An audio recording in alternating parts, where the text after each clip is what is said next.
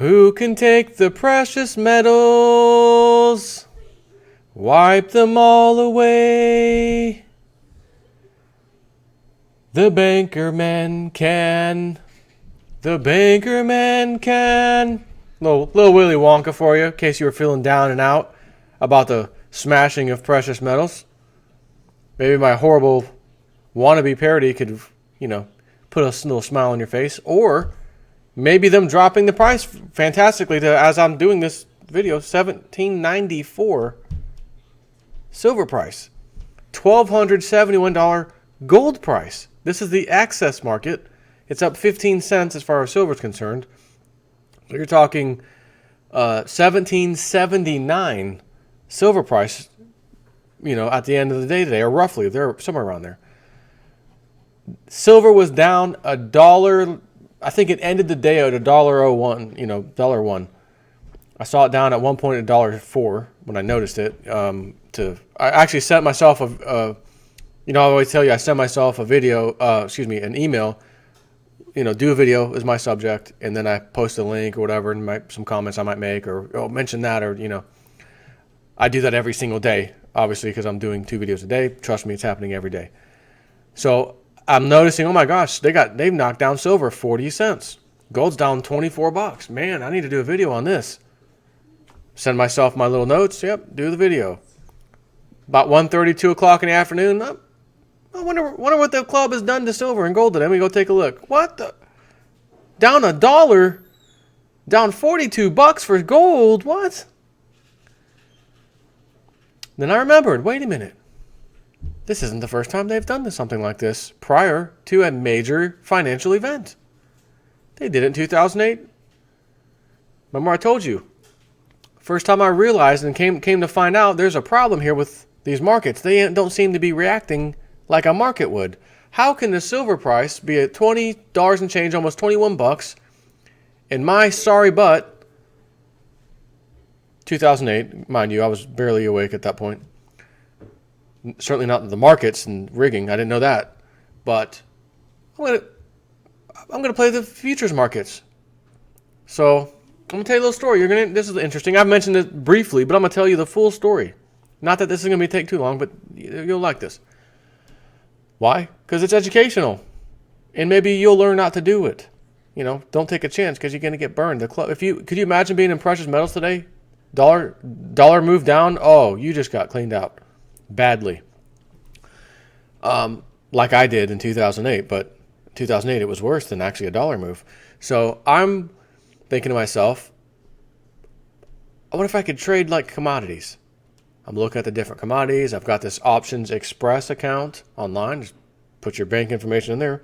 Put in some margin fees and whatever margin or maintenance fee as they call it. And you need this much to play the game. I'm looking around my choices. Oh, corn and wheat and okay. Look, before I do any real money, let me play with their fake account. It's tied to the real market, live prices, but fake money. Give you some practice. So I'm doing this for a few days, practicing, of course. I'm like, well, I'm at my desk all day. I can have a screen open on my computer and just check it periodically or make them, let me sell out of that position or open another one, take you a few, 10, 20 seconds. Put my stops in place, don't even have to watch it, right? I could do this. Making some money, playing the wheat game. Corn, yep, corn's doing good. Man, I got this. I made a few $100 in the last few days. I can do this. Let my account go live. Do it live. So I went live. Making some money. I think it was corn. It was either wheat or corn. I don't remember which one. And it's just going up and going up and going up. And I'm holding on to my position because I don't want to sell off while it's going up. I want to keep going up. Then I'm going to sell it. Up, made a couple bucks there. Good. Start to read this story. People it was in Egypt. Government handouts, and it may have been wheat, not corn, but whatever it was, government handouts, because the price got so expensive, they couldn't give the handouts to the people very, very much as they were in Egypt, to poor people struggling, because the cost of corn or wheat or whatever had went up so much. And I'm over here, all JSNIP 4, I'm making some good money on this. That price is going up. I'm making some money.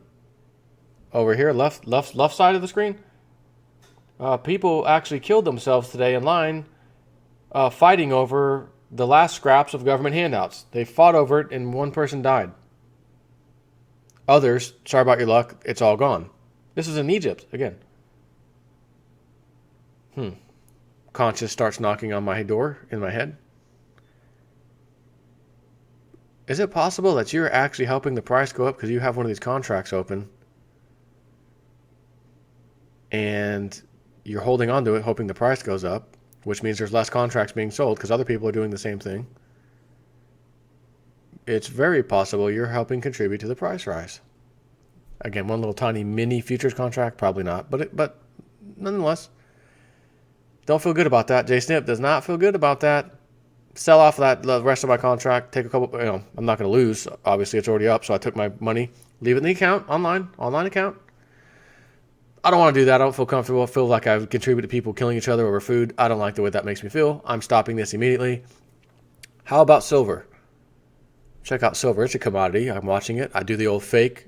Put me on fake mode. Okay. Make some money there. Oh, man, I would have made a couple $100 already. Damn, I wish I was live. Well, I'm going live.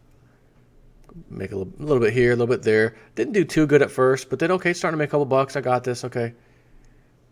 Silver's 20-something bucks. Like, as in like $20 and some change. Out of nowhere. And I because you could leave your account open, wake up in the morning, hopefully it went up at night, you could sell off. So I have my stops in place. If it goes down this low, it's going to sell off automatically. And the profit that I made yesterday, maybe I lose it, whatever. Who cares? That's what I'm going to do. Wake up in the next morning, on my way, go to work, open my account page there, $20, down to $17, like straight down. Not even a little curve like, oh, there were some buyers here. Just a waterfall straight down line. And I believe that was when, was it Lehman or Bear Stearns collapsed? Because this was earlier in 2008, not late. So it was over the first company was that collapsed. That JP Morgan bought for $2 I was talking about the other day. Their stock was worth $133 at one point. JP Morgan gets the club to tell Bear Stearns, you've got this weekend and only this weekend to find how to fix this issue or, find a buyer. Oh, we'll buy them for $2 a share, says JP Morgan. Okay, good deal. You just got this for a fire sale, JP. And apparently they had a huge short position or paper contracts that went on the market all at once. And that took the $20 move down to $17. Like that. Margin call for JSNIP 4. All the money you got in your account. So let's say I made $500 in profit because I just started doing this anyways. $500, that's gone. The initial margin you had to put in, that's gone. The initial amount to keep the account open or to start the account, that's gone. So what cost me like $2,500 or somewhere around there to start, and I worked my way up into maybe $3,200 or whatever it was. Hey, I'm making some money. All that's gone. The whole entire amount's gone. And email, margin call. We need you to give us $300, $400, $500 or something like that to make your account whole again. I'm on the phone or I'm emailing. I don't know if I called. I think I called. I had stops in place. How did this happen? This is dollars below my stops. Well, sir, the way a stop works is whatever you put it in for, if it's triggered, our system automatically tries to sell it. If there are no buyers on the market, the price keeps dropping. And the price will keep dropping until buyers show up on the market. Once the buyers show up on the market, then your account's liquidated. So if there were buyers at $19, your account would have got liquidated at $19. If there were some at $18, it would have happened at $18. Unfortunately, it was in the $17 range before we had buyers. And our system did trigger the sell-off. And then you know what happened next? Even it didn't go back to 20, but shortly after that, the price rebounded a little bit. But that doesn't matter. My account's already liquidated at the $17 price. Have a nice day. I thought to myself, how is that even possible? There's no way that just happened. And furthermore, I'm telling myself, how does it happen to me?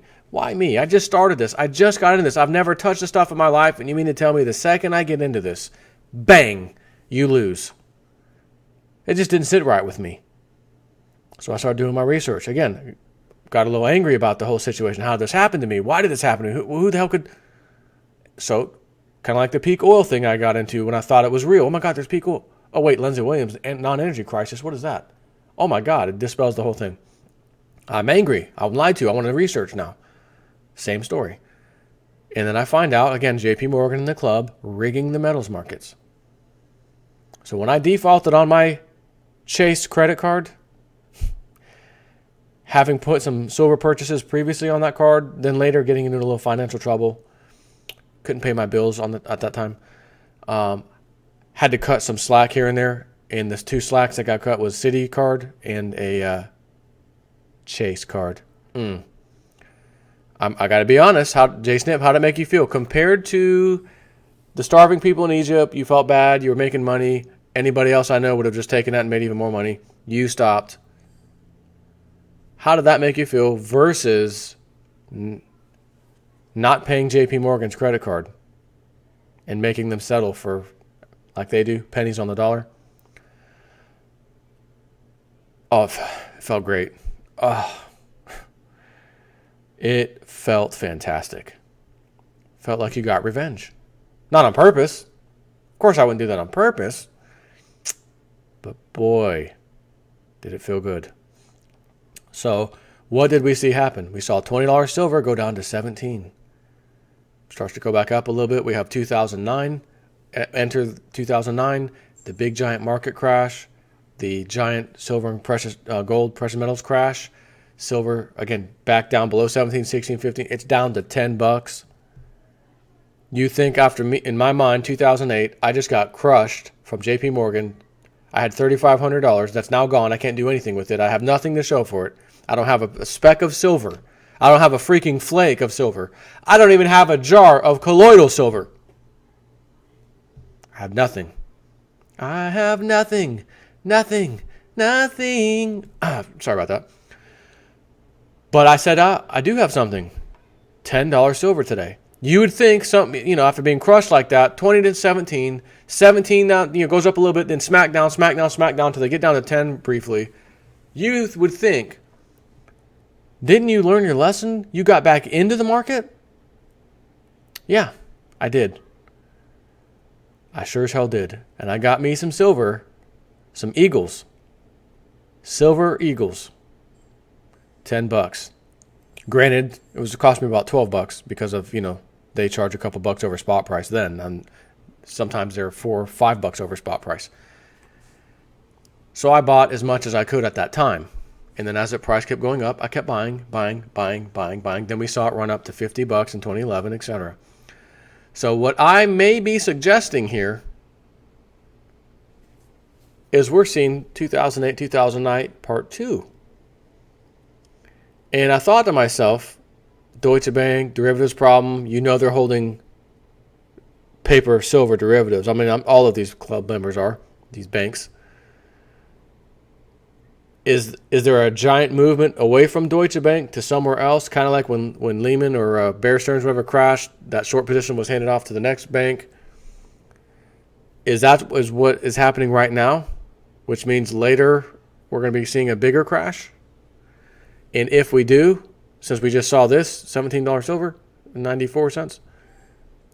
Are we about, we were just at 20, down to 17. Oh my God, this is exactly what happened to me in 2008. It's $20 down to 17. Then they did a real number on it to rub salt into the wound on anybody else. Oh, you want to get in there? No, you don't. Boom, $10. Are they about to do that because they know they have to deal with precious metals rising again rapidly? And there's a whole lot more reasons this time around to own precious metals than there were in 2008. And they know we've got to seriously do a number on precious metals right now, destroy confidence, destroy the price, because we know it's going to be coming back with a vengeance. Just like it did. Now it took 2009, 10, 11. It took 2 years. Think about that. 2 years, lowest being 9 and change. We'll just round it off to $10. Highest being $50. Could you imagine buying a bunch of silver, $10, selling it at $50, 5 times what you put in it? I don't think $50 is enough. So when that happens again and we get to 50 again, I won't be thinking, well, they did this before, we all need to sell off because it's going to be years again that we see this happen. I'm just going to sell off. You sell off if you want. Old Jason 4 is not selling off. I'm going to be riding through the storm. And I will tell you this. If I see precious metals get slammed again and we start getting down again to these lower teen numbers, I'll wait. Keep going.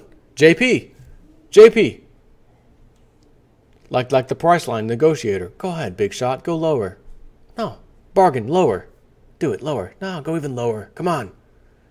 That's what I'm going to say to JP and friends. JP, you don't have a hair on your hiney if you can't bring the prices down to 10. Single digits. Show us what you got. Show us you're the baddest bank of all. Bring that junk down to $9. You ain't got a hair on your hiney, son, if you can't do that. Call the club. Calling the Cobra, guys. Calling the Cobra. We're about to do a number on precious metals. And I will be doing a massive thank you video to the big banks. Guys, CEOs, chairmen of the board, prestigious gentlemen, my banker friends, I want to thank you. No, I mean, really, seriously, Super Serial, seriously. Super Serial, thank you so much. I'd already accumulated what I've wanted all these years. Never thought I'd have a chance, honestly. I thought things would be coming a little bit quicker than they are. I do admit it. I thought things would be happening a lot faster. But the fact that they're actually happening tells me I was still right in my mind of thinking these things and preparing for these things. I just had a little more ample time to deal with them, which is great in and of itself. So I'll be thanking the club. Thank you for dropping prices down again. Because although I'm happy with what I have, you just made me have a second coming. JSNP 4's second coming of silver purchases, if you will. So I'm going to end this by reading you and Precious Metals Fund Manager Dave Kranzler, what he has to say. I've mentioned this guy numerous times. By nearly all private sector reported economic data series, the economy is starting to tank hard. Just today, the unemployment component index of the New York ISM manufacturing report plunged at its fastest pace in history and hit a 7-year low.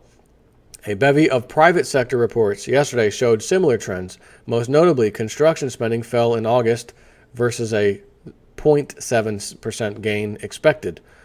It was it was the second month in a row construction spending declined after a big downward revision pushed July into decline versus June. Isn't that amazing? So who tells you about the revisions? What YouTube guy tells you about the revisions and the double revisions and the massive revisions? Jason 4 at your service. I don't think I've ever had to come out here and talk about a freaking construction spending revision. What? What is this? Was this some kind of fun house, Wonka? Why, having fun? Construction spending is now contracting for the first time in 5 years. But there's an even bigger problem to throw in the mix. It's called Deutsche Bank. Despite inexorable pleas to the market by CEO John Cryan, Deutsche Bank is exhibiting all of the characteristics displayed by Lehman in the months leading up to Lehman's collapse. If Deutsche Bank were forced to undergo an independent, and by independent I mean non-central bank, impartial outside third party, audit and a bona fide mark-to-market of its off-balance sheet assets, the bank would be catastrophically insolvent. As it is now, the stock market values Deutsche Bank stock at just 26% of its stated book value. its true book value is likely negative by at least a few $100 billion. Just for the record, I did back of the envelope mark-to-market analysis on the balance sheets of Lehman, JP Morgan, Washington Mutual, and Wells Fargo at the beginning of 2008. So this is before the crash, as he says. This was before I had a blog, but I had shared my work with Bill Murphy's Le Metropole Cafe. My work showed that each of these banks were hopelessly insolvent if accurate accounting would have been enforced on those banks. Again, no cooking your books, in other words. Washington Mutual and Lehman collapsed that year. JP Morgan and Wells Fargo also would have collapsed if the government had not ripped over $800 billion away from taxpayers and gave it to the big Wall Street banks, plus Warren Buffett's bank. Deutsche Bank is at least as underwater as each of those banks, and probably more underwater than Lehman and Washington Mutual combined. If the Western central banks can't find all of the hidden skeletons in Deutsche Bank's derivatives closet and clandestinely monetize them, Deutsche Bank will collapse. Gold is being taken down just like it was in 2008, ahead of some type of systemic disaster coming at us. Gold hit $1,020 in March 2008, just as Bear Stearns was collapsing. It was taken down even more during the summer, ahead of Lehman's collapse. These events should have pushed gold over $2,000 back then. Gold eventually almost did hit $2,000 by late 2011. The same price management effort is being implemented right now, and the elitists will do their best to keep gold from broadcasting a loud warning signal to the markets that something is wrong.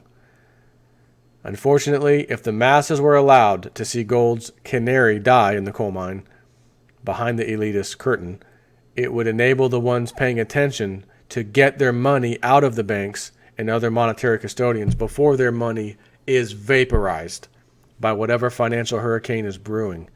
Today, gold was smashed right when the COMEX floor opened. This is standard operating procedure. I'm going to show you this chart because he links it here. And you can see COMEX floor opens 3.2 million ounces of paper gold dropped on the COMEX over the next 30 minutes. 3.2 million ounces. Who would be doing that? There's only one person who would be doing that, and that's the club. Only the club does that. They rig all of these markets. You already know this. So in the first 30 minutes of COMEX floor trading, 3.2 million ounces of paper gold bombs were dropped on the COMEX. Currently, the COMEX is showing that 2.5 million ounces of gold have been made available in COMEX custodial vaults for delivery. Naked short selling of futures contracts this extreme only occurs in the gold and silver markets. If selling of this magnitude relative to the amount of underlying available for delivery occurred in any other commodity, the CFTC regulators would immediately investigate. Not so in gold or silver, because the CTFC is part of the elitist team that is charged with price management of gold.